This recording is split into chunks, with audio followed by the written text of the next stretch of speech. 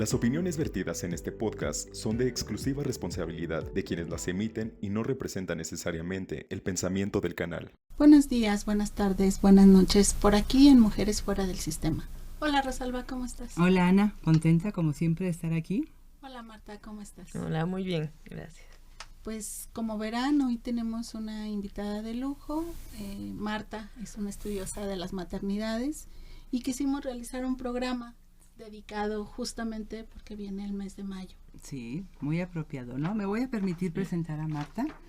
Marta González Lázaro es candidata a doctora en antropología en el programa de posgrado en antropología de la Universidad Nacional Autónoma de México, maestra en filosofía de la cultura por la Universidad Michoacana de San Nicolás de Hidalgo y licenciada en antropología social por la Universidad Veracruzana. Ha sido profesora de bachillerato, licenciatura y maestría en distintas universidades del Estado de Michoacán, México. Sus líneas de investigación son indumentaria tradicional, cuerpo y vestido, artesanías, tradiciones, migración y actualmente se encuentra trabajando sobre maternidades y redes sociodigitales. ¿Por qué estudiar la maternidad, Marta? Bueno, pues creo que era una dimensión o una esfera que, a pesar de ser hija, yo no miraba antes, ¿no? Cuando era más joven. Y cuando decido convertirme en madre, pues abrí como yo les digo que levanté una piedra y entonces salió una dimensión y me fui como a otra dimensión que no había explorado ni sentido, a pesar de convivir con otras mamás, abuelas, tías que eran madres. Y pues ahí parte de mi cruce con la antropología o con mi ser más profesional fue que pude como explicarme a mí misma y sanar y vivir el posparto a través de estudiar la maternidad y de las lecturas que fui como pues trayendo, descubriendo, y pues ahí me quedé. Dije, ya no hay otro tema que pueda abordar en esta etapa de mi vida y pues ahí me quedé. Y creo que la maternidad o las maternidades, porque le decía a Marta que antes de entrar al podcast, esta corrección, no hay una sola forma de ser mamá, hay maternidades. Y creo que eso es como la primera cosa bien importante. Para el feminismo, algo que ha sido fundamental en todos sus hilos teóricos es cómo podemos describir estas maternidades. Maternidades que sean deseadas, maternidades que sean libres, ¿no? Que sean a conciencia, que nosotras podamos decidir si queremos o no ser madres. Creo que esa es como nuestra primer pregunta, ¿no? Marta. Pues sí, hablar de maternidades ahora, no solo de la maternidad, como el feminismo ya había logrado justo como de esencializar esta parte de la mujer, que no es un sujeto como único y singular, pues también las maternidades son diversas. Hay como una serie de situaciones, condiciones y contextos donde se viven de manera muy distinta, cultural, económica, política, familiar, ¿no? Individual también. O sea, cuando hablamos de maternidades nos referimos a ese abanico de mujeres que son madres y las prácticas y lo que hacen y lo que aprenden y lo que sienten, pero también que una misma mujer, pues en sus distintas facetas, en sus distintas crianzas o con distintos hijos e hijas, pues vive una maternidad distinta. Entonces también vive, si decide ser madre de más de un hijo o hija, pues vivirá distintas maternidades en cada proceso, ¿no? Y hablarlo en plural, pues da también como la apertura para no encajar todo en un mismo molde o modelo, ¿no? Y estar abiertas a lo diverso y complejo. Entonces esta idea de hablar de la complejidad de la maternidad como un aspecto que puede ser multidimensional, por decirlo de algunas formas, pues todavía vemos como un sistema social lo sostiene de otra manera, ¿no? Y lo sostiene con los anuncios que hacen por mayo, ¿no? De los detergentes, del cereal de comida, de estos productos de limpieza, que siguen hablando más que de este proceso multidimensional, todavía de una actividad asignada de cuidados. Un rol. O como lo ves tú, Marta.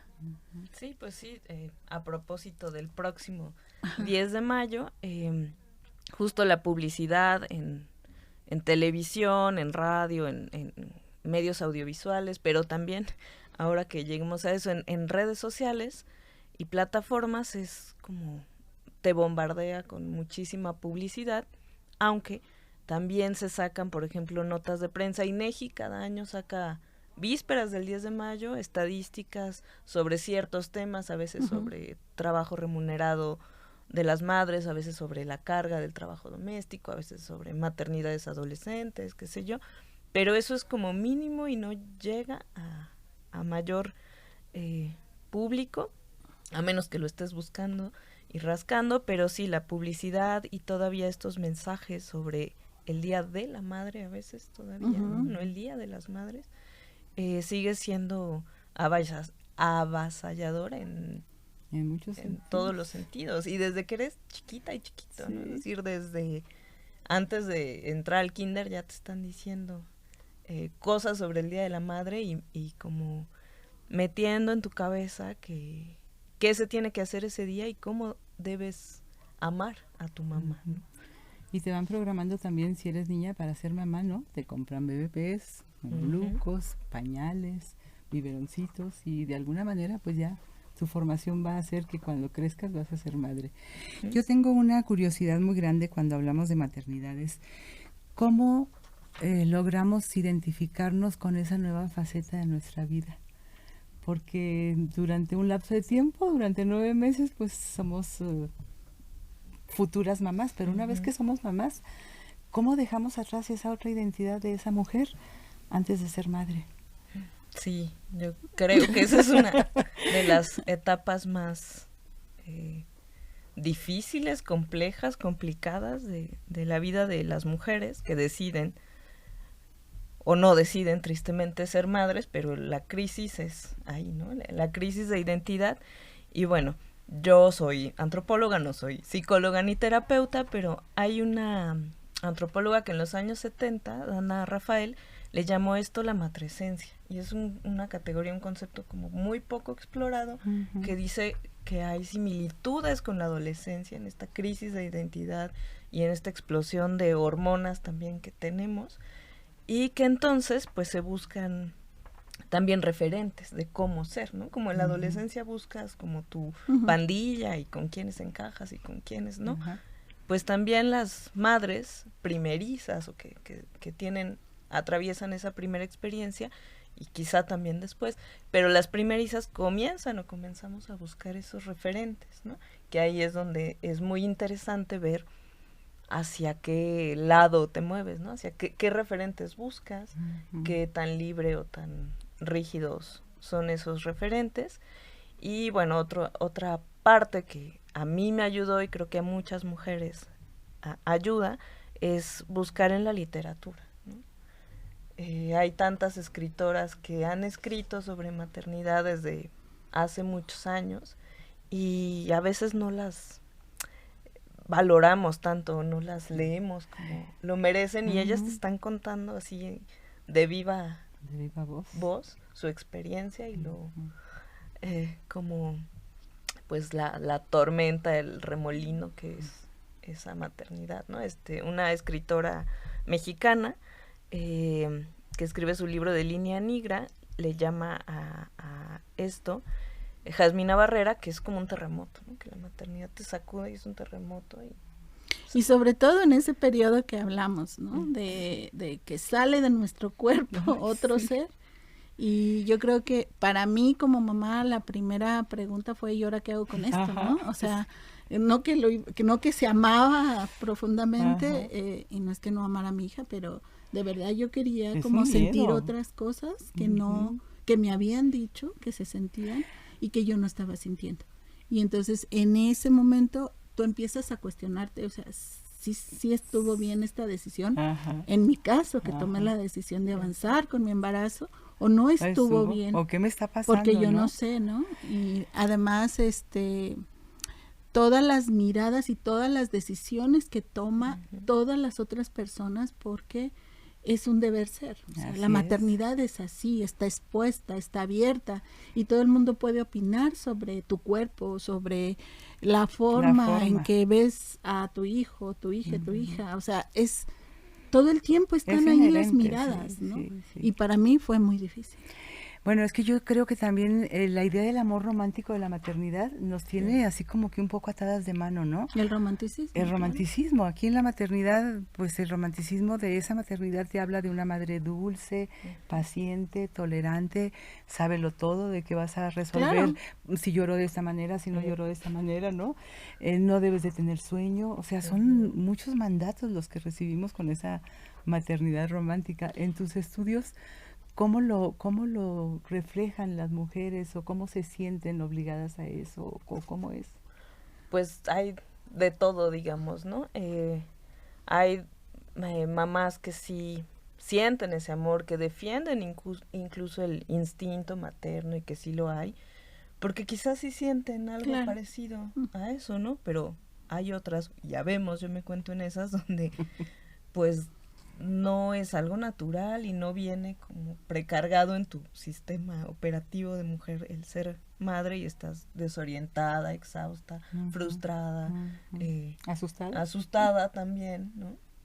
Y muchas emociones, es decir, hay como una dimensión emocional muy fuerte en la maternidad y hacia la maternidad, pero que también se va educando, digamos, hay regímenes emocionales hacia la maternidad, ahí sí, como tal, sí, en una única, en singular, y entonces te van educando desde niña hacia el amor, hacia la entrega, el sacrificio, la abnegación, estos valores de madre mexicana en singular, ¿no? Que debes tener, pero también hay esa diversidad, ese otro lado de mujeres que no sienten lo que deben sentir, pero que también están como transitando hacia dejar esa culpa de no sentir lo que no debo sentir. Ay, acabo de parir o me acaban de poner a mi bebé, debo sentir lo más hermoso, el amor más hermoso del mundo y llorar, ¿no? Esta escena de telenovela, pues a lo mejor sí, pero a lo mejor no,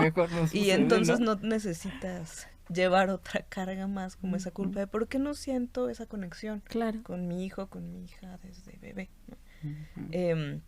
Una filósofa también, Elizabeth Badinter, dijo desde los años mediados del siglo XX, 60, pues que el amor maternal no era algo que se diera así como por arte de magia y feromonas. Bueno, quizás sí hay sustancias hormonales y químicas, pero que también es el contacto, ¿no? Y la convivencia y el saber aceptar a esa otra, ese otro que es un bebé, y pues irse conociendo, ¿no? Y si no funciona la relación, también hay relaciones de madres, o sea, hay maternidades que también pues eran así, ¿no? Aunque nos parezca cruel por nuestra educación mexicana, pero también habrá madres que digan, pues no siento ese amor, y habría que pensar entonces qué hacer en esos casos, en relaciones que no funcionen, ¿no? Entre madres. Que es como cualquier otra relación, creo, ¿no? O sea, tú puedes ir construyéndola, ¿no?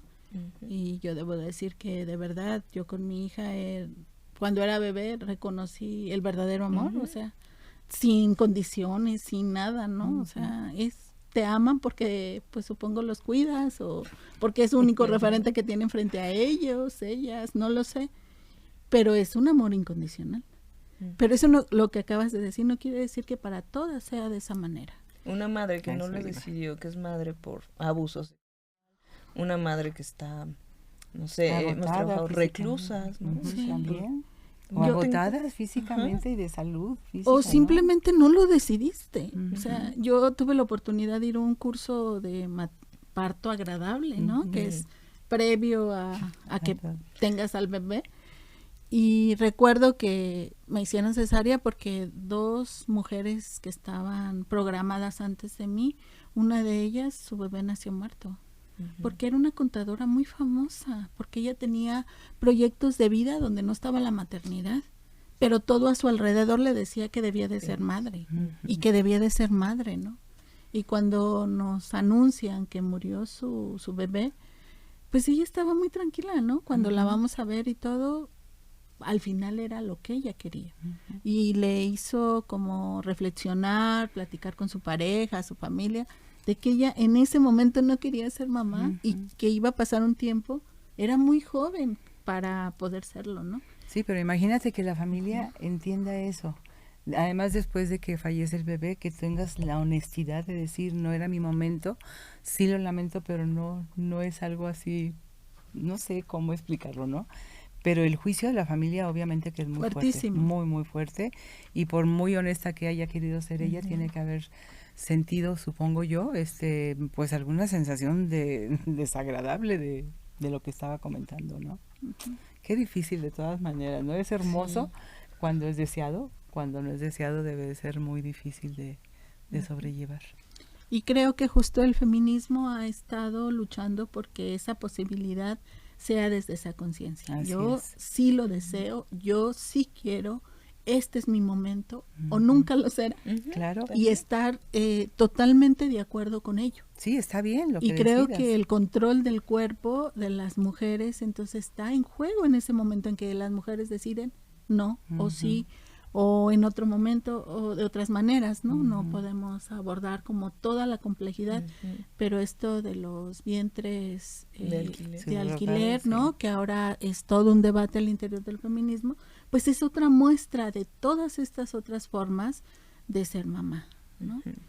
Y bueno, Marta ha hecho una investigación muy importante que es esta difusión que se hace de estas formas de maternidades en redes sociales, en lo digital, que ya no solamente lo vemos en televisión, ni en los anuncios, ni en películas, novelas. Romanticismo de que todas las mujeres tenemos que ser de la misma manera, ya no, Marta, sino hay otros espacios que también lo están retomando, ¿no?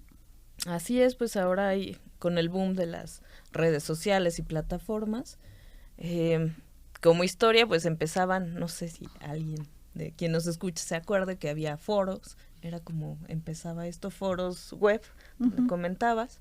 Yo por ahí llegué en mi embarazo, consulté algunos foros, y hay páginas, y luego pues ya va saltando hacia plataformas más complejas y también rudas, ¿no? Con lados buenos y matices, ¿no? Y oscuros.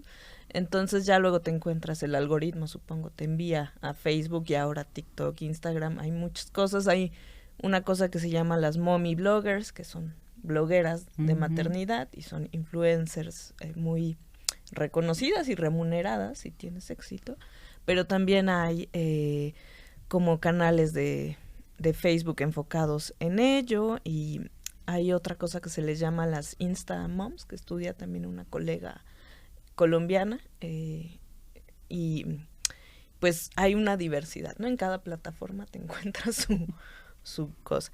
Y aquí lo que hemos visto, yo no trabajo tanto las influencers o las mami bloggers, sino más bien las mujeres que consumen ese contenido. Aquí en una, pues se les llama tribus de maternidad y crianza, ¿no? Entonces, como esos mensajes son recibidos, compartidos por las mujeres, y bueno, aquí lo que vemos es que también hay una diversidad de contenidos digitales de las mujeres, ¿no? Desde las que promocionan esta maternidad incluso feminista, ¿no? Cada quien a su manera, una maternidad progre, le llaman otras, una nueva maternidad, hasta las que se van al otro lado, conservador, y siguen como proponiendo modelos de maternidad muy, pues sí, ultraconservadores. Estuvo de moda hace poco una, que ahora no recuerdo el nombre, pero que promocionaba la idea de la tradwife, que es como una esposa tradicional, ama de casa que cocina, que, bueno, ahí no era mamá, pero era como el proceso para poder serlo. Y entonces, pues sí hay como todo ese abanico, y aquí el riesgo un poco, o sea, lo positivo es que puedes elegir, ¿no? Claro, como que escuchar, mujer. que ver. Tienes una diversidad, ya no estás sesgado por una única telenovela, como quizá nos tocó, o una única película. Hay diversidad, pero entonces, en esa diversidad también hay opuestos y discursos sumamente patriarcales, como decías, ¿no? Entonces, pues aquí se valora la decisión y la elección de las mujeres, se permite, pero entran en juego otras cuestiones de entonces qué van a elegir y cómo van a elegir esos contenidos, ¿no? ¿Qué referentes buscar? Si ya no es Sarita García o no sé, Verónica Castro, en el caso de las telenovelas, ¿a qué influencer y qué ideas vas a retomar? Otra pregunta para mí es también una inquietud, ¿no? En este caso, bueno, las mujeres se supone que ya podemos decidir, o las jóvenes ya pueden decidir si quieren tener hijos o no.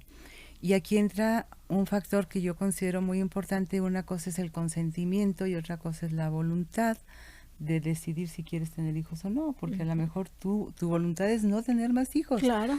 Pero a la hora de la presión social o del marido o de la familia, pues, ¿cuándo? ¿Para cuándo el segundo? A veces das un consentimiento sin que sea tu voluntad real de seguir teniendo más hijos, porque en la actualidad algunos hombres o muchos hombres están de acuerdo en que la mujer pueda decidir, pero la mayor parte de los hombres no. No sé si eso aparece en tu estudio hablado por las mujeres, en el sentido en que la mayoría de los hombres siguen pensando que las mujeres estamos para tener hijos, independientemente de que trabajemos o no. Sí, que la familia crezca, que siga siendo una familia mínimo de 3. Entonces, ¿qué pasa ahí cuando tú dices yo no y estoy bien con mi marido y él quiere 2 hijos más? Me imagino que es otro problema. Sí. No sé si se ve muy con frecuencia o no. Pues aquí mi investigación va más centrada o enfocada en Morelia, que es una ciudad media. Todavía somos conservadoras, conservadores, ¿no? En la mayoría de la población.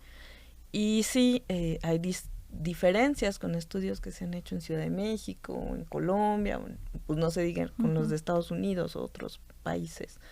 Y sí, las mujeres, por ejemplo, con las que yo he trabajado, con las que han compartido sus historias conmigo, la gran mayoría tiene educación superior, por ejemplo, algunas posgrado.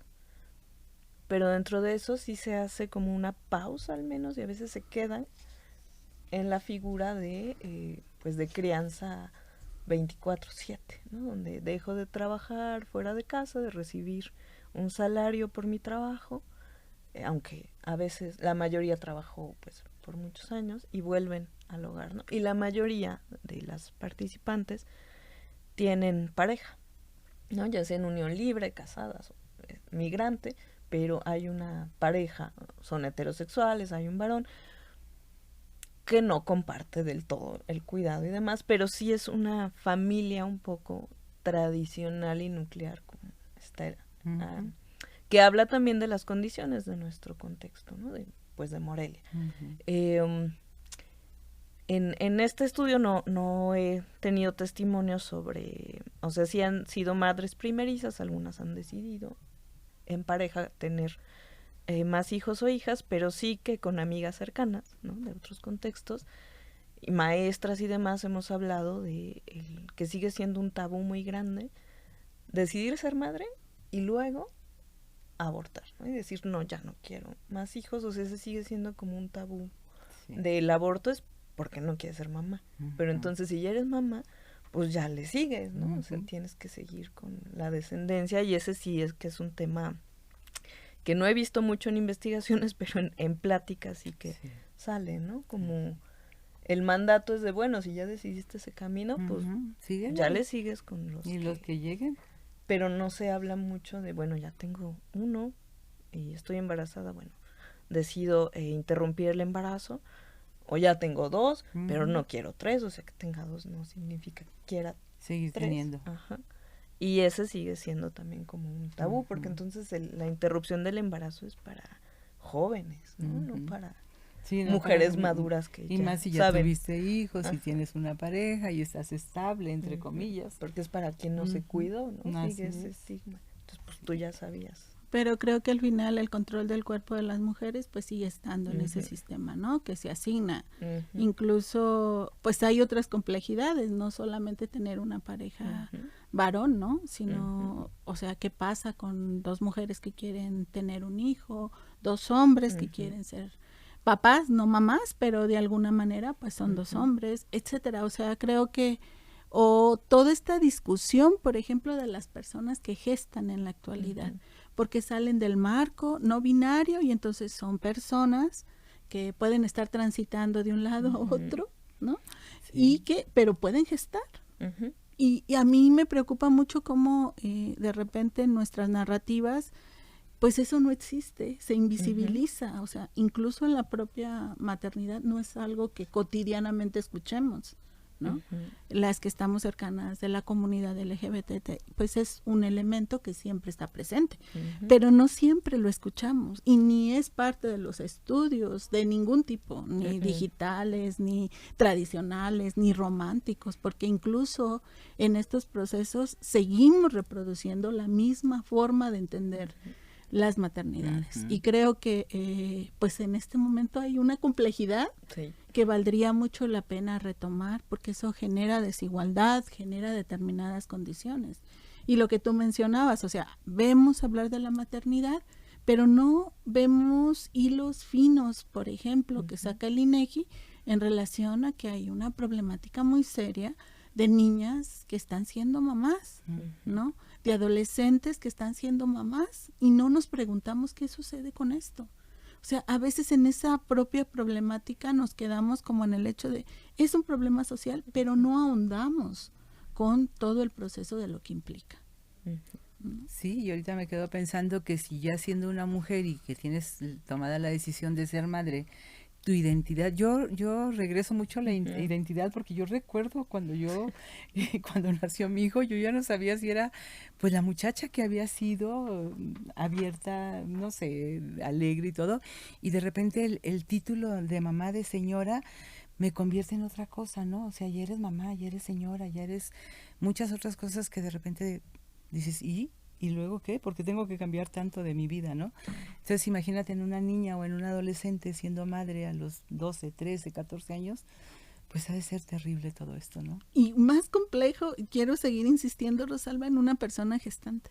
Sí, claro, también. Porque entonces si está transitando, a lo mejor no le gustaría que le dijeran mamá, ¿no? No, porque Claro. Sí, en entonces, los reglamentos claro. es como no eviten decirle mamá, no es bebé, por ejemplo, ¿no? La criatura es...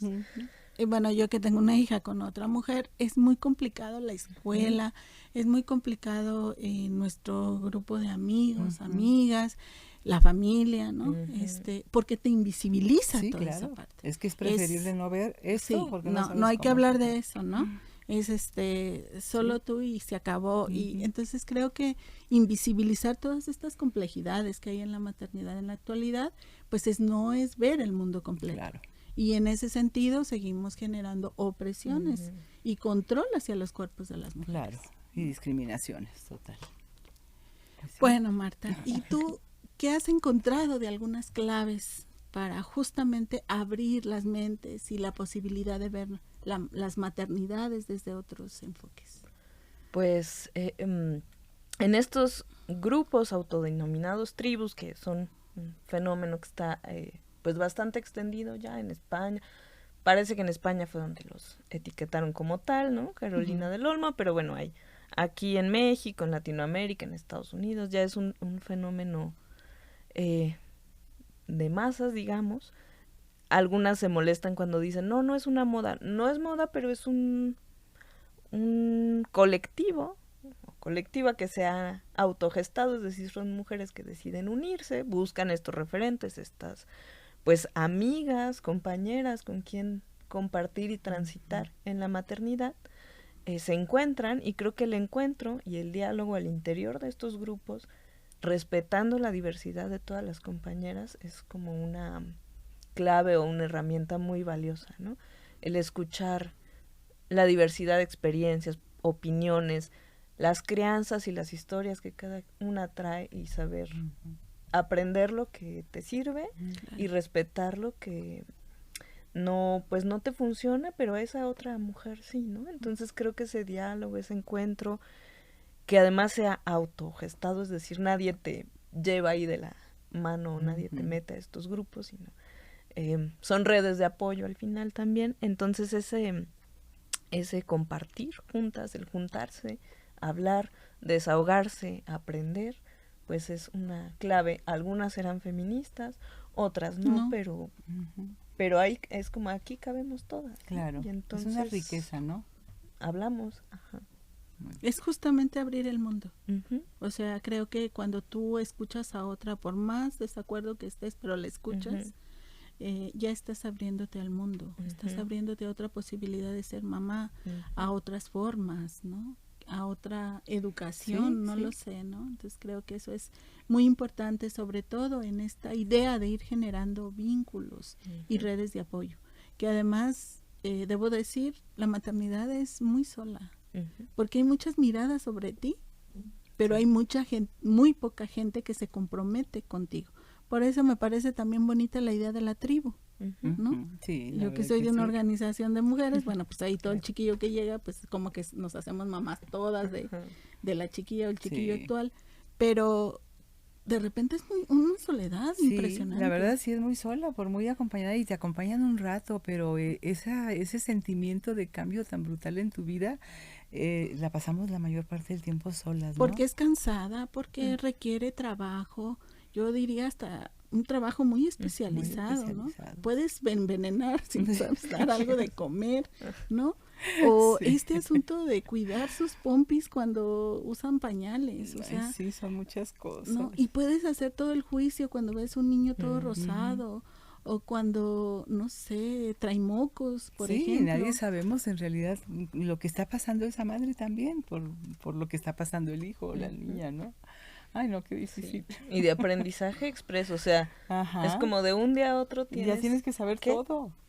O empezar a saberte. Ahora eso también es como un discurso que está entre las nuevas madres, de ser una madre informada y actualizada, ¿no? Entonces, sí vi qué hacemos con la información, ¿no? Y entonces lo tradicional, ¿dónde queda? En este ser actualizado, ¿no? Claro. También. Sí, en ese acompañamiento donde queda, ¿no? Sí, y sobre todo porque estoy pensando en mujeres más urbanas, pero en mujeres indígenas, en mujeres que sí tienen una tribu, en mujeres negras, o sea, en donde el saber, no solo de ser madre, sino de todo lo demás, se pasa de generación en generación, ¿no? Te enseñan a bañar a las bebas, a los bebés, te enseñan qué plantas darles para sustituir la leche, hacer que repitan. Todos estos saberes que, bueno, también a lo mejor los aprendimos nosotras de nuestras madres, no lo sé, de las abuelas, pues es algo que también se va perdiendo, porque hay una actualización. Y yo recuerdo mucho que cuando iba a ser madre, fui a San Miguel de Allende por una situación a dar un taller a muchas parteras, y me fue muy chocante ver una gringa dar un taller de cómo usar un rebozo, ¿no? Para mí era muy chocante, ¿no? Pues para las mujeres parteras que estaban ahí, que eran de muchas regiones, pues era más, ¿no? O sea, una mujer blanca que no usa cotidianamente esta prenda, ¿no? Diciéndonos cómo usarla, ¿no? Y todas nos sentíamos muy incómodas, ¿no? Entonces, creo que tiene que ver, no lo sé, desde mi punto de vista, de qué sentimos que es la actualización, ¿no? Para las mujeres. Bueno, pues es un tema muy profundo. Que tenemos mucha tela de donde cortar ahí, ¿no? Pero ya se nos va acabando el tiempo, Marta. Entonces, ¿cómo te gustaría cerrar? ¿Qué quieres que quede en el podcast que vale la pena recordar en relación a las maternidades? Pues me gustaría recordar, creo que este lema feminista, ¿no? De la maternidad, ¿será deseada o no será? ¿Será elegida? Me gustaría pensar que las nuevas generaciones tendrán cada vez más esta oportunidad garantizada, y en ese sentido de elegir la maternidad, pues también que podamos las mujeres que decidimos ser madres ir teniendo también, ganando terreno en esos derechos pequeños o cotidianos, ¿no? En esas decisiones cotidianas, sin miedo, culpa, sin duda, ¿no? También lo que he visto es que hay mucha duda, al menos en estas nuevas generaciones, de cómo ser mamá, si lo están haciendo bien o no, o lo estamos, ¿no? Que hay una gran presión, y pues creo que parte de esa maternidad elegida es una maternidad libre, donde haya una autoconfianza también, ¿no? En que lo estás haciendo bien y que no tienes el ojo acusador y juzgador, pues, de la sociedad, de tu familia, de tu pareja. Sí. ¿Tú cómo cierras, Rosalba? Ay, Ana, ¿cómo cierro eso? Traigo acá un mundo de pensamientos, ¿no? Bueno, yo creo que lo principal para mí sería que pudiéramos desmitificar un poco ese amor romántico, que es el que realmente nos tiene a veces esclavizadas, culpabilizadas y arrepentidas de no haber sido una buena madre y de muchas cosas, ¿no? Que veamos la paternidad como algo, como lo que es, natural, ¿no? Y aplicar nuestros saberes como podamos y no hacer caso de los juicios externos, porque nadie sabe lo que vivimos más que las que estamos siendo madres en ese momento, ¿no? Así. Pues sí, creo que hay muchas autoras en la actualidad, ¿no? Que hacen un vínculo dentro de entronque teórico entre los cuidados y la maternidad. Y algo que me gusta mucho es que todas concluyen en que pues las mujeres estamos sosteniendo la vida. Y una forma de sostener la vida es a partir de pues esta asignación del deber ser madre. Y creo que es muy importante elegirlo, saber si queremos o no. Porque creo que no hemos hablado del maternazgo social, que de repente también realizamos las mujeres permanentemente, que es cuidar a todo el que se nos acerca, ¿no? Nos convertimos en madres universales. Y creo que a veces es por asignación, ni nos damos cuenta que ya lo estamos realizando. Entonces la invitación es a que lo revisemos y que siempre seamos conscientes de que podemos decidirlo. Y que si nunca lo queremos hacer, está bien. No lo hagamos. Vamos a ser mujeres plenas, mujeres gozosas, y creo que para eso seguimos trabajando las feministas. Así es. Pues muchas gracias, Marta. El micrófono abierto para que nos sigas compartiendo tus hallazgos. Me parece una parte fundamental esto de ahora verlo en las redes sociales, ver cuáles son las narrativas actuales y por qué hay también creo que tanta información y a veces confusión de estos procesos, ¿no? Entonces invitarlas a que lean a Marta González y sus investigaciones. Y bueno, esto fue Mujeres Fuera del Sistema. Muchas gracias a las compañeras y los compañeros de aquí del Sistema Michoacano por todo el proceso. Muchas gracias. Gracias.